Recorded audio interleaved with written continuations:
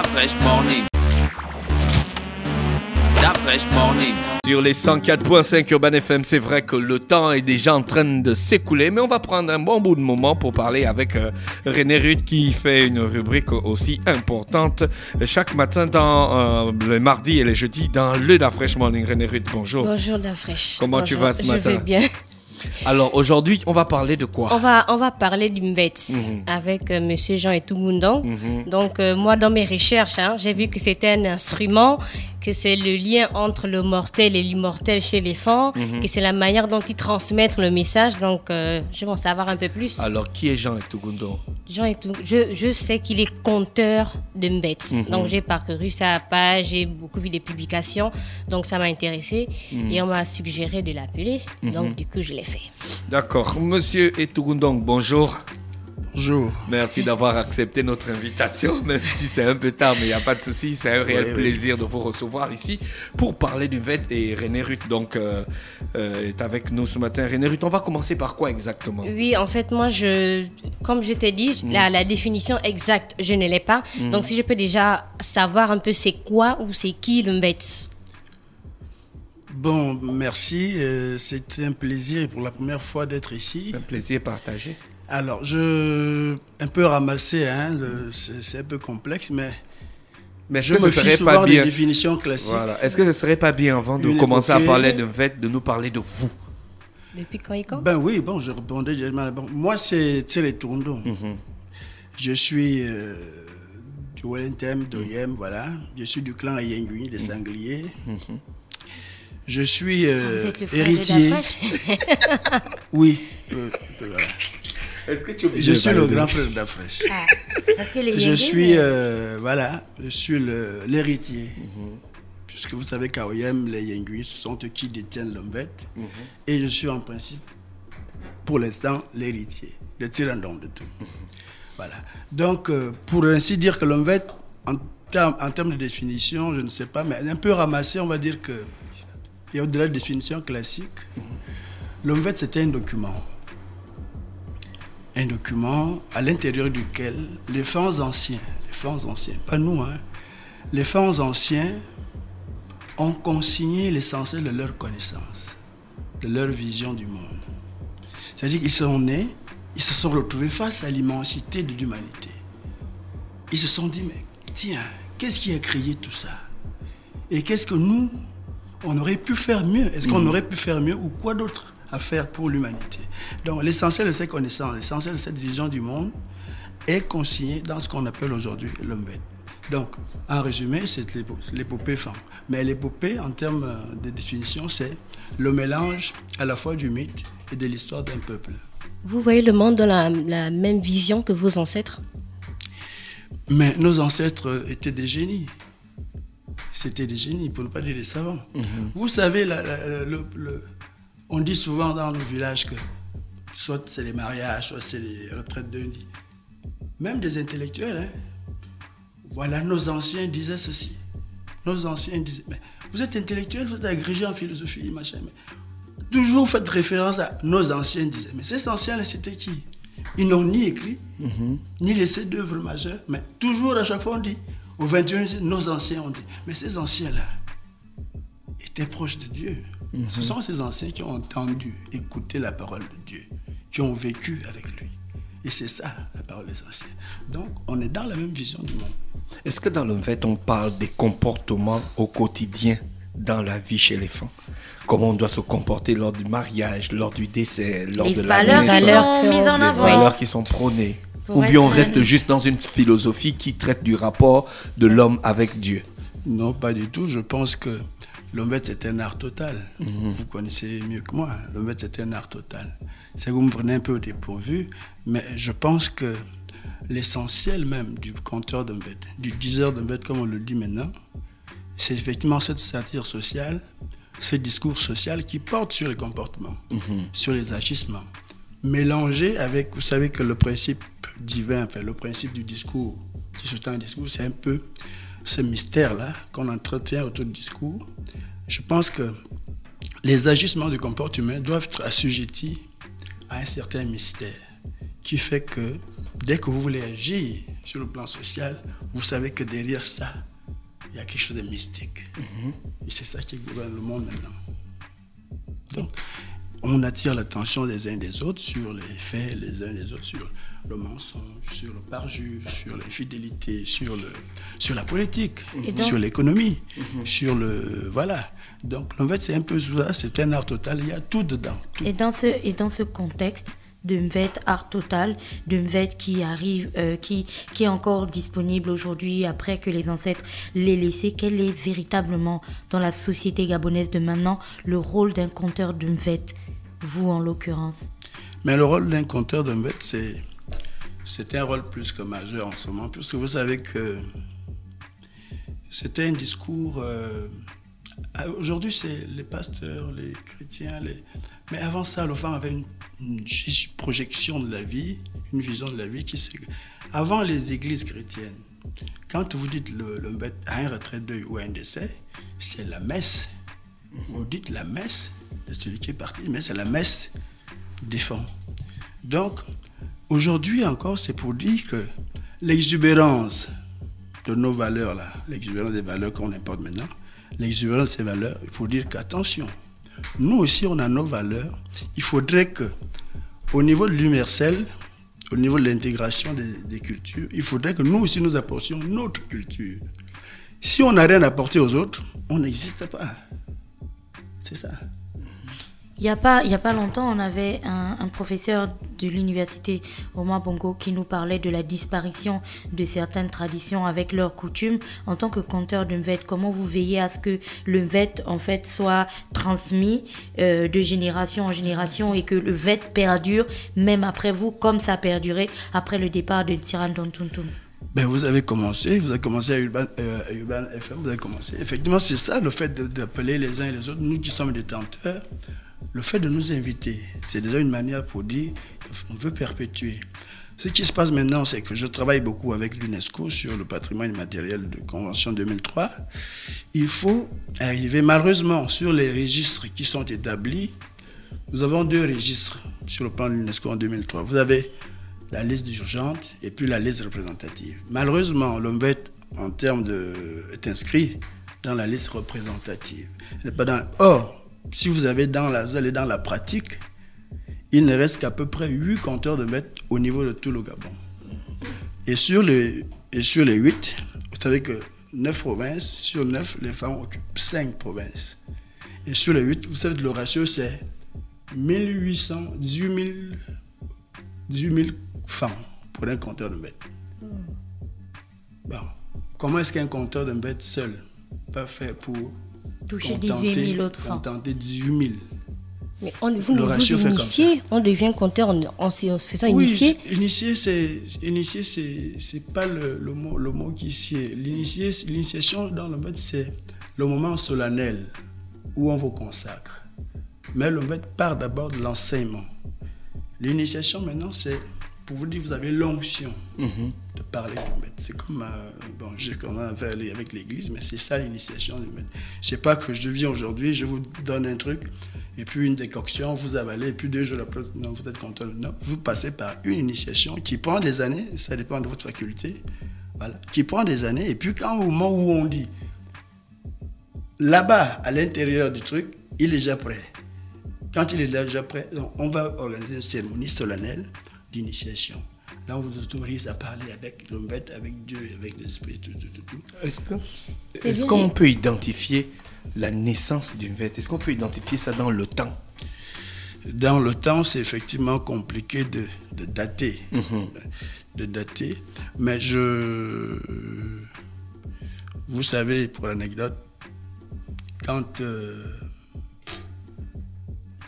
on initie, comme on disait tout à l'heure, un compteur de Mvet, par rapport, contrairement à ce qui se passe dans les églises, où on ajoute 50 ans à un prêtre qu'on ordonne, mais dans le Mvet, on ajoute 100 ans. C'est celui qui joue au Mvet quand on l'initie. Donc, l'homme le plus contemporain qui soit, c'est Jésus-Christ. Donc ça fait 2019 ans. L'homme le plus contemporain est d'actualité. Or, le Mvet va au-delà de 2000 ans. Donc, au-delà de 2000 ans, on a tendance à voir que la mémoire s'effrite, puisque nous sommes de tradition orale. Mais il faut quand même le dater au-delà de 2, 3, 4 000 ans. Justement, vous avez parlé d'enseignement tout à l'heure et c'est ce que moi je trouve intéressant, en s'appuyant un petit peu sur Tirandon Tuntum qui a fait passer le Mvet à une autre dimension. En fait, on est passé de l'oralité et il a essayé de retranscrire la majorité, sinon la totalité de ce qui était nécessaire à savoir dans des ouvrages. Vous aujourd'hui qui êtes son héritier, en gros, comment est-ce que vous comptez faire? D'où ma question de tout à l'heure, je suis désolée d'insister là-dessus, mais on est dans une génération désormais qui est à fond sur les technologies de l'information et de la communication. Est-ce qu'on va petit à petit vers peut-être une cinématographie autour du Mvet, une production de vidéos pour l'enseignement autour du Mvet? On va vers où exactement? Bon, ce qui se passe maintenant, c'est que, je sais, on en a fait des conférences à l'Institut français. Et ce qui se passe, c'est qu'aujourd'hui, nous sommes dans une phase. C'est vrai, la Tirandon Tuntum a amorcé une première phase qui était de traduire. Et là, on est à une deuxième phase. Avec ce qui se passe maintenant, la génération qui nous précède, qui nous ont succédé, maintenant, on est dans les... Nous, par exemple, dans le cadre de l'association des 10 heures de Mvet, on est en train d'écrire les curricula. Parce que dans les toutes prochaines années, nous avons l'intention d'ouvrir un institut ou une académie de formation. Au-delà de ça, ce qui gêne en plus, c'est qu'on a l'impression que ceux qui bénéficient des fonds qui sont disponibles de part et d'autre, ce sont juste des... Les gens se disent que le Mvet, c'est un tremplin. Donc, je vais juste faire un truc autour du Mvet et puis on va dire, on va faire ça. Non, nous sommes dans le truc pour dire... La mission première du Mvet ou du FAN, le FAN en termes généraux, c'est qu'on devait faire entendre le Mvet dans toute l'humanité. L'ambition première du Mvet, c'était que tout peuple du monde devait écouter la parole du Mvet. Ce n'est pas qu'elle était exclusive, mais elle se mélangerait avec les autres pour dire, parce que quand vous dites, quand un juif arrive, un juif chrétien arrive et vous demande, vous Fan, vous Kota, vous Gabonais, dit, parlez-nous de Dieu. Il serait quand même bizarre de dire un juif, Jésus a dit, Jésus, non. Vous faites le culte des ancêtres. Jésus est juif. Est-ce que vous les Fan, vous les Pounou, vous les Kota, vous les Méné, est-ce que vous avez une notion de Dieu, Dieu qui se rapproche du Dieu chrétien?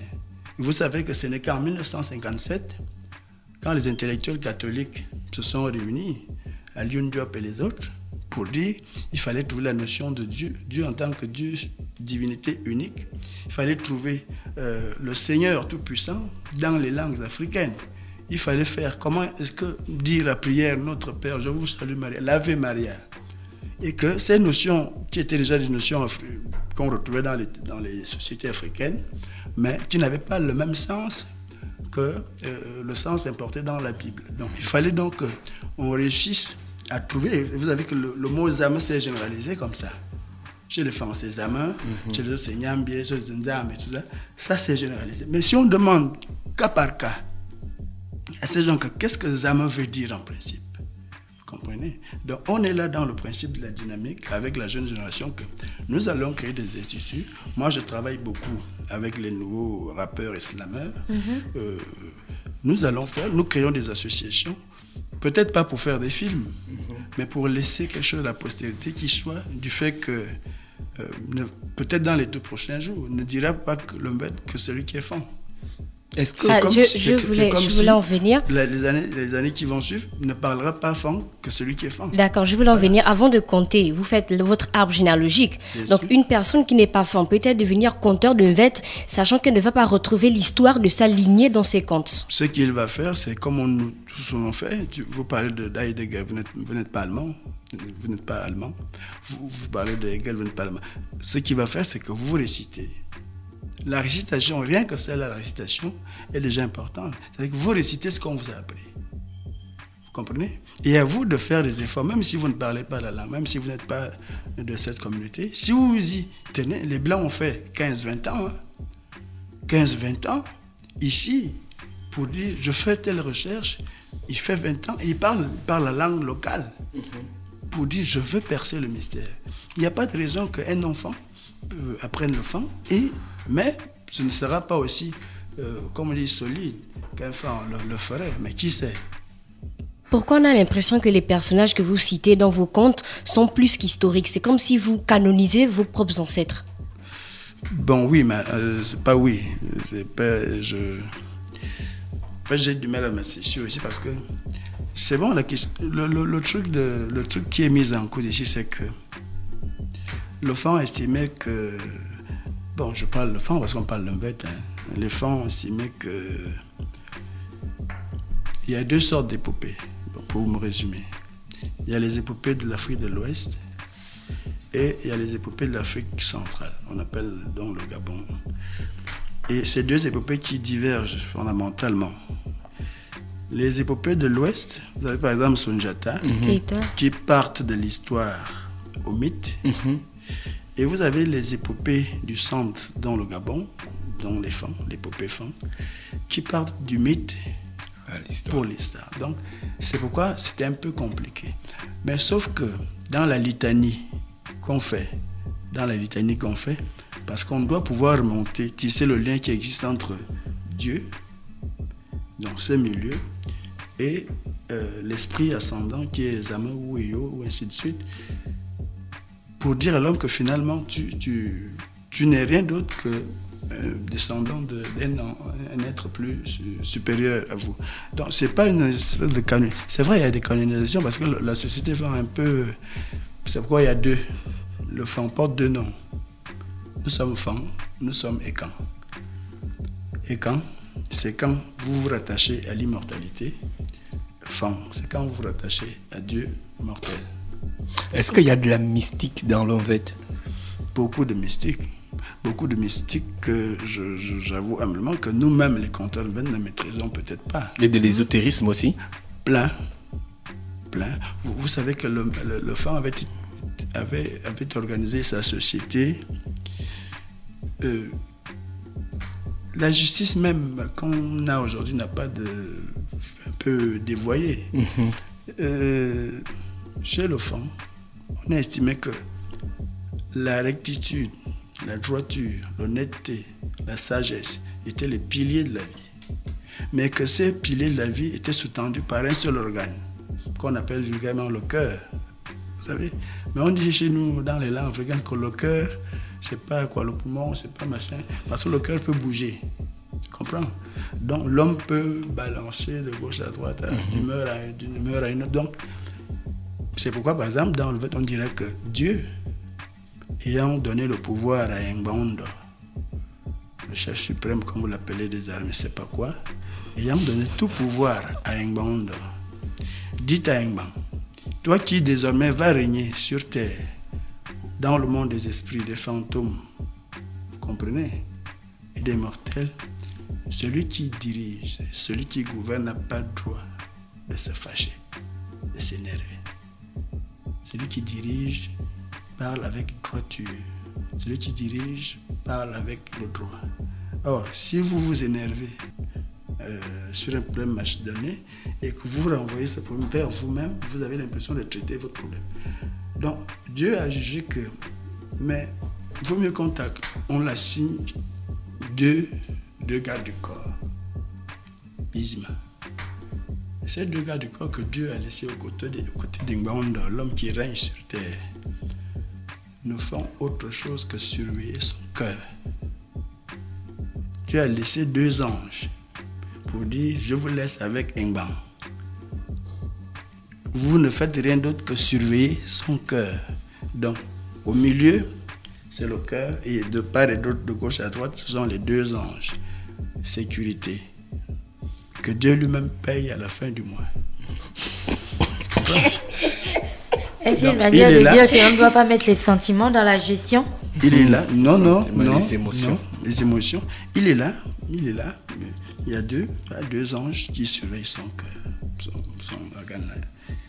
Voilà. Donc, il est là. Le cœur est pour rester pur. Voilà. Comment vous avez fait pour réussir à maîtriser le Vet et faire des études supérieures dans une autre langue? la majorité des conteurs de Mvette sont les hommes du village. Oui, oui. Bon, oui, je suis quand même... je suis peut-être une exception, pas une exception, parmi tant d'autres, oui, mais ça a été quand même compliqué. Ça a été compliqué parce que c'est ça aussi le problème de l'Africain. Plus, on s'est dit, moi j'ai hérité, ça fait, j'ai fait mon premier, c'est un jubilé ou une espèce de machin, j'ai fait mes 30 ans de Mvette en septembre 2019. Donc 30 ans, donc j'étais au CM2 quand j'ai commencé, au décès de... Et puis, à l'époque c'était, non, je laisse mon Mvette là à mon fils et tout, j'étais au CM2. Mais mes aînés qui travaillaient à l'époque, certains qui étaient même déjà retraités, ils se sont dit, mais c'est quoi cette histoire-là? Nous-mêmes, on a travaillé avec le papa depuis, puis c'est le gars là, le petit là. Et puis, ça fait quoi? On dit, donc, puisque le fait de dire qu'on te laisse ça, on dit, on t'a tout donné. Hein? Donc, du coup, je me suis un peu retrouvé abandonné à moi-même. À moi-même, je suis allé, puis 6e, 5e, un peu. Si je n'avais pas eu, si mon père n'avait pas eu la décence de me laisser cet instrument, je n'aurais pas fait d'études du tout. Et quels sont les critères d'un bon conteur de Mvette? Mais vous savez, la consigne que nous donnons et que mon père m'a dit, c'est que, vous savez, c'est formidable ce truc-là. Il n'y a pas mieux. C'est l'écoute. Mais chez nous, enfin, on dit, puisqu'on n'écrit pas, il n'y a pas dit on va écrire les notes, il n'y a pas dit on va écrire les sons. Tu comprends? Ce qu'on fait, c'est, ton maître te dit, écoute ton cœur. Mvette est un homme, le Mvette est dans le cœur. Donc, plus tu assistes le maître, plus tu dors. Quand tu dors, tu te renfermes, tu écoutes le son, tu t'entends. Et quand tu prends l'instrument, tu fais, là, tu intériorises le son, tu intériorises et puis tu prends. Plus tu le fais et plus, ça va venir. Et puis, en plus, quand ça revient, vous avez maintenant les œufs. Vous savez que le fond, pas seulement le fond, l'Africain, l'enseignement par observation. C'est ça l'Africain. Donc le Mvette se révèle à certaines personnes. Voilà. Et puis si vous êtes disponible, ça se révèle à vous. C'est comme on dit que, par exemple, si vous avez l'onction, vous avez donné prêtre, on vous a dit vous êtes conteur de Mvette, c'est pas la relation avec ton Dieu et toi, c'est pas l'onction, c'est pas l'ordination. Maintenant, c'est à toi-même de tisser la vraie relation, ce que tu veux de lui. En tant que diseur de Mvette, en tant qu'autre chose. C'est que j'ai maintenant le pouvoir de parler avec Dieu. J'ai maintenant le pouvoir de parler avec le Mvette. Qu'est-ce que je fais? Donc, c'est à toi-même de tisser cette relation-là intérieure. Donc, l'écoute, il sait, le frère sait que je suis toujours, quand je ne suis pas avec les moins de 40 ans, minimum, c'est vrai, je suis avec les vieux. Enfin, déjà, on m'appelle vieux. Donc c'est ça. Donc, il faut beaucoup écouter. Et puis, c'est aussi... c'est formidable, comme je dis. Parce que le monde est né quand? Là, on parle de peut-être 4 milliards d'années où l'humanité n'est pas les premières formes d'oxygène de vie. Tu comprends? Et on parle de l'histoire. Vous savez, nous, on a la généalogie chez les Africains, la généalogie. Mais la généalogie, on a l'impression qu'on récite simplement des sutras, enfin, c'est pas trop. C'est comme Racine, Alex Allais, avec un seul mot. Alex Allais a pu remonter l'histoire de Racine, ses ancêtres. Kombi Bolongo. N'oubliez jamais ça. Kombi, le seul mot qui est resté, Kombi Bolongo. Il a remonté jusqu'à aller au Mali. Tu vois? Et la généalogie qu'on répète, qu'on récite là, on a dit c'est pour les non, c'est pour les vieux. Non. Il n'y a que deux sciences. chez les Noirs, il y a l'histoire et la médecine. L'histoire, c'est l'épistémologie. Chez les Africains qui n'ont pas d'écriture, l'histoire, c'est la science totale. L'histoire, c'est ce qui questionne. On est qui? L'histoire, c'est ce qui questionne. On a fait comment? L'histoire, ça se passe comment? L'histoire, c'est comme... C'est ça l'épistémologie chez le monde moderne. Donc, ça là, c'est dit l'épistémologie de l'humanité. Comment on a fait? Quand vous le voyez comme ça, et c'est tellement beau. On a dit, mais ces gens qui ont fait l'ergonomie de ce truc-là, ils ont fait comment? C'est beau, mais c'est droit, ça a l'air droit. Mais c'est une case qui est là. C'est même une pyramide. Vous lui donnez toutes les formes que vous voulez au niveau où vous en êtes. Mais c'est tout droit. Et ce qui est droit ne gêne pas. Dès que vous commencez à être tordu là, ça devient bizarre. Justement. Alors, René Ruth, Oui. on va Excuse-moi, c'est tellement long. Moi, je voudrais qu'on mette ça pour la semaine prochaine parce que je veux qu'on fasse une série d'émissions avec Tira et Tugundong pour qu'on comprenne. Là, aujourd'hui, on a parlé de lui et du Mvet et je voudrais que la semaine prochaine, on parle de l'instrument et du contenu du conte et comment ça se transmet. J'ai une dernière question. Oui, Par rapport à cet instrument-là, vous avez eu beaucoup de personnes sur l'une de vos publications qui n'étaient pas pour le fait que vous vendiez l'instrument Mvet. Donc, pourquoi on doit vendre, par exemple, le tam-tam et pas celui-ci? De quoi? Le tam-tam. Le tam-tam. Pourquoi tu dis le tam-tam? Non, d'accord, je t'arrête ça. oui, bon, c'est vrai, j'ai fait une publication pour dire que je vendais mon Il y a instrument. certains qui ont dit que c'était interdit. Et les gens ont dit c'est interdit, c'est une relique, on ne vend pas une relique. Ils n'ont pas totalement tort, vous comprenez? Ils n'ont pas totalement tort, mais c'est l'homme qui fait de quelque chose une relique. Vous comprenez? Je peux faire de mon téléphone une relique. Oui, effectivement. Tu comprends? Je peux faire de tout ce que je veux une relique. Tant qu'il y a une relation qui existe entre cet objet et moi. Et dès lors que moi-même, je fabrique mon instrument, je sais pourquoi il devient mon instrument de bête et comment je l'utilise. Et au moment où je me décide de faire un autre instrument, je dis, au lieu d'avoir 2 instruments chez moi, je vends le premier. Bon, les gens disent, on ne vend pas une relique. Bon, c'est vrai, c'est un peu compliqué. Mais oui, c'est bien beau. Oh, tu sais, on te supporte, mais vous me supportez. Oui, mais moi, je vends parce que j'ai besoin d'argent. Ah, j'ai besoin d'argent. Et 3 millions, c'était donné. D'accord. 3 millions, c'était donné. On te dit ça, là. Tu accroches au mur. Tu dis, le bed là, c'est le bed de tirer tout. Il est même encore vivant.